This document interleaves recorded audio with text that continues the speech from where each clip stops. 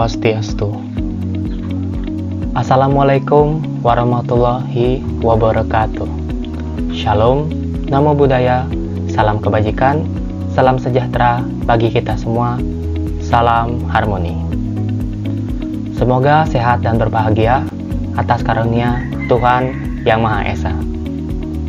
Mohon izin, saya Bagus Sudika, perwakilan dari kelompok 5 yang pada kesempatan kali ini akan membahas mengenai konten pembelajaran digital.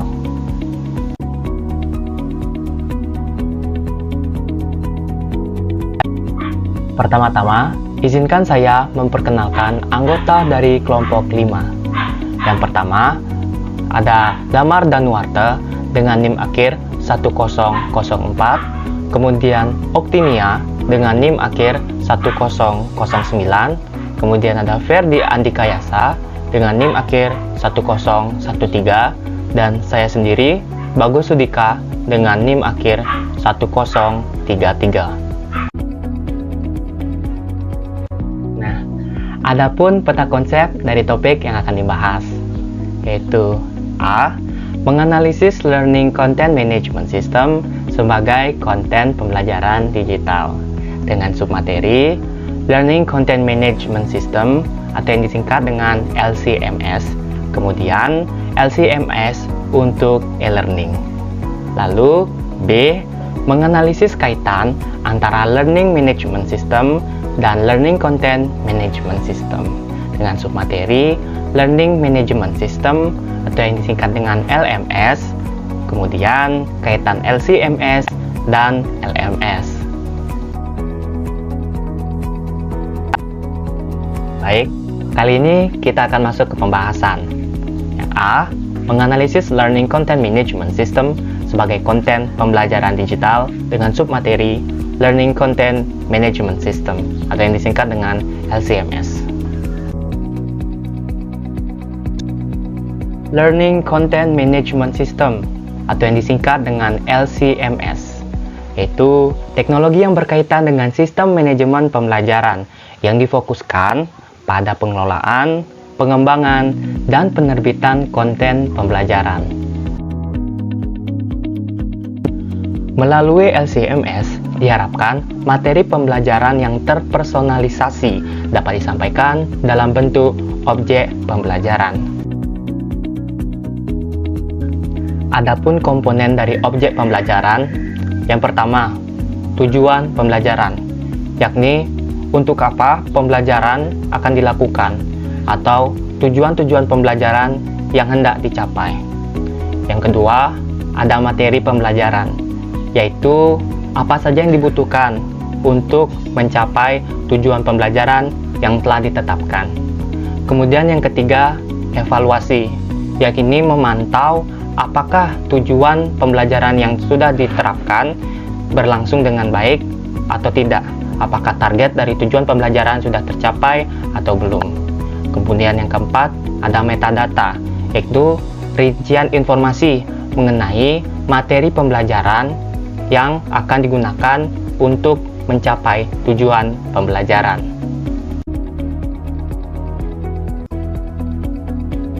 Baiklah, saya akan melanjutkan presentasi dari rekan saya, yakni saya akan menjelaskan tentang komponen-komponen dari LCMS atau Learning Content Management System. Yang pertama, ada Learning Object Repository, yakni Learning Object Repository ialah sebuah database di mana materi pembelajarannya disimpan dan dikelola. Objek pembelajaran yang sama dapat digunakan untuk beberapa kali dan untuk beberapa tujuan yang sesuai. Yang kedua, ada Automate Authoring Application, yakni aplikasi ini digunakan untuk membuat objek pembelajaran yang dapat digunakan kembali atau reusable, yang dapat diakses dari repository. Aplikasi ini juga memungkinkan author untuk menggunakan objek pembelajaran yang sudah ada di repository, membuat objek pembelajaran baru atau menggunakan kombinasi serta kedua objek pembelajaran tersebut. Yang ketiga, ada Dynamic Delivery Interface, yakni untuk memberikan objek pembelajaran yang sesuai dengan profil siswa, hasil evaluasi, dan informasi siswa lainnya. yang dibutuhkan sebuah dynamic delivery interface, yakni komponen ini juga menyediakan user tracking, link ke sumber informasi yang berhubungan dan juga mendukung tipe penelitian yang beragam dengan umpan balik dari siswa. Yang keempat, yakni administrative application. Aplikasi ini digunakan untuk mengelola rapor siswa, mengamati dan melaporkan kemajuan siswa, dan juga menyediakan fungsi administratif dasar lainnya. Baiklah, selanjutnya saya akan menjelaskan manfaat-manfaat yang ada pada LCMS atau Learning Content Management System. Yang pertama ialah siswa dapat menulis atau membuat objek pembelajaran sesuai dengan pemahamannya. Yang kedua, menerbitkan pemikirannya dalam sebuah dokumen, baik itu gambar, JPEG, PDF, Microsoft Word, Microsoft PowerPoint, HTML, dan lain-lainnya. Yang ketiga, mengirimkan konten yang telah dibuat siswa kepada pihak terkait, bisa sesama siswa maupun guru. Yang keempat, guru dapat menganalisis atau menganalisa tingkat keberhasilan siswa dalam penerimaan materinya.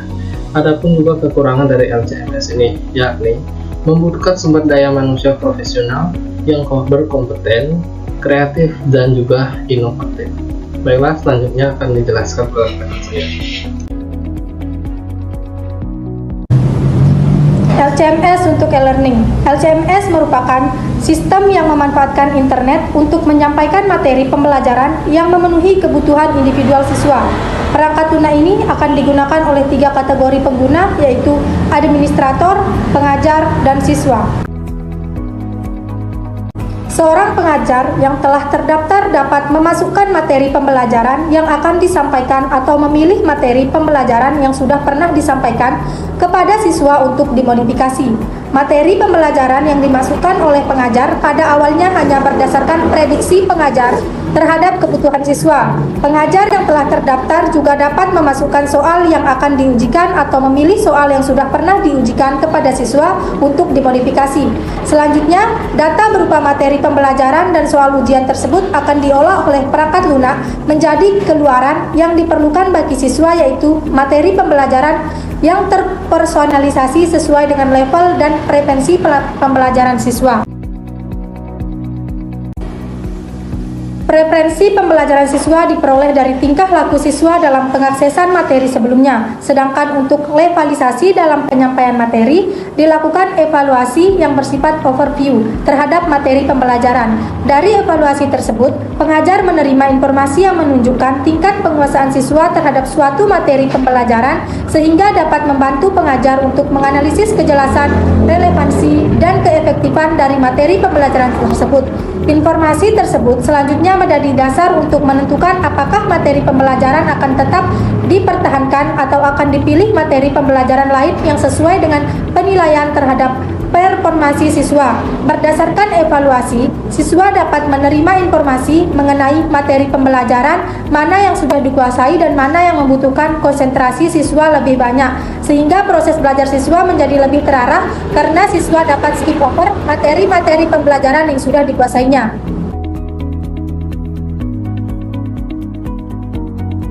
Baik, di sini saya akan melanjutkan presentasi dari rekan saya yang saya jelaskan, yaitu LCMS untuk e-learning.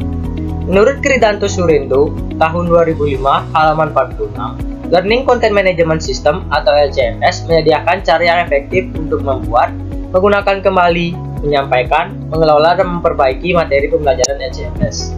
Pada e-learning dapat dilakukan melalui 2 cara, yaitu yang pertama, penyampaian materi pembelajaran dengan memantau interaksi pada saat pembelajaran. Hal ini dapat dilihat dari tingkah laku siswa dalam pengaksesan materi pembelajaran sebelumnya atau preferensi pembelajaran, seperti gaya, cara, dan strategi belajar siswa. Untuk selanjutnya, materi pembelajaran berikutnya yang akan diberikan kepada siswa dilakukan berdasar preferensi pembelajaran tersebut. Yang kedua, yaitu penyampaian materi pembelajaran berdasarkan informasi yang diperoleh dari hasil evaluasi. Evaluasi ini diperlukan untuk levelisasi penyampaian materi. Artinya, materi yang disampaikan kepada siswa sesuai dengan level siswa. Dari evaluasi tersebut, pengajar menerima informasi yang menunjukkan tingkat penguasaan siswa terhadap materi pembelajaran. Informasi berupa ukuran atau matriks yang dapat membantu pengajar menganalisis kejelasan, relevansi, dan keefektifan dari materi pembelajaran.